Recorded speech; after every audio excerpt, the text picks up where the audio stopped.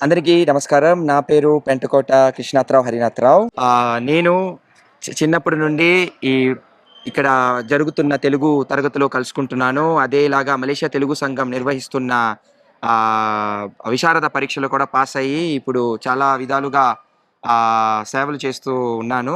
అదేలాగా బ్రహ్మోత్సవం గురించి చెప్పాలంటే చిన్నప్పటి నుంచి తాతయ్య, అమ్మమ్మతోటి ఈ గుడితో నాకు చాలా మంచి అనుబంధం ఉంది. బ్రహ్మోత్సవంలో కలుసుకుంటాం. తర్వాత పల్లకి ఊరేగింపు, భక్తి పాటలు మరియు చాలా విధాలుగా మేము కూడా సేవ చేస్తూ వస్తున్నాము. మలేషియా తెలుగు సంఘ బాగండతో శాఖ మాకు అందించిన మరియు శ్రీ వెంకటేశ్వర దేవస్థానం మాకు అందించిన రెస్పాన్సిబిలిటీ ఏంటంటే అన్నదానం చూసుకోవాలి. ఇక్కడ అన్నదానం కోసం అంతకుముందు ప్రిపరేషన్ జరుగుతుంది. అందుకు గాను ఇక్కడున్న ఈ ఈ థాట్ ఈ యొక్క విలేజ్‌లో ఉన్న, గ్రామంలో ఉన్న పెద్దలు, చిన్నలు అందరూ వచ్చి ఒక ఇంట్లో పెళ్లి ఎలా జరుగుతుందో, అంటే తాతయ్యలు, అమ్మమ్మలు, మామయ్యలు, అత్తయ్యలు వచ్చి ఎలాగ దాన్ని చేస్తారో అదేలాగా ఇక్కడ కూడా అన్నదానాన్ని మరియు బ్రహ్మోత్సవంలో కలుసుకొని చాలా చేస్తారు.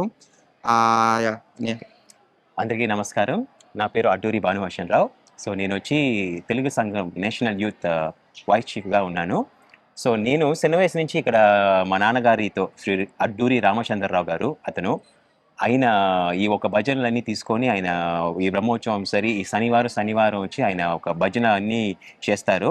ఆయన ఒక 2 సంవత్సరాల ముందు చనిపోయారనమాట. తర్వాత ఇప్పుడు ఆయన ఒక వారసత్వం వచ్చి నేను, జగదీష్ అన్నగారు అదేలాగా చాలామంది ఇక్కడ వచ్చి మన బాలా అంకుల్, విశ్వనాథరావు గారు అప్పుడు ఇంకా చాలామంది మనకు వచ్చి ఇక్కడ కలిపి చేసుకొని ఈ ఒక బ్రహ్మోత్సవాన్ని చాలా బాగా ఘనకార్యంగా చేస్తున్నాము.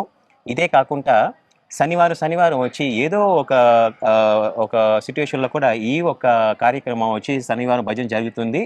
సో ఇదొక బ్రహ్మోత్సవం వచ్చి మనకి ఎప్పుడూ వచ్చి ఇలాగే ఉండాలని నేను చాలా కోరుకుంటున్నాను.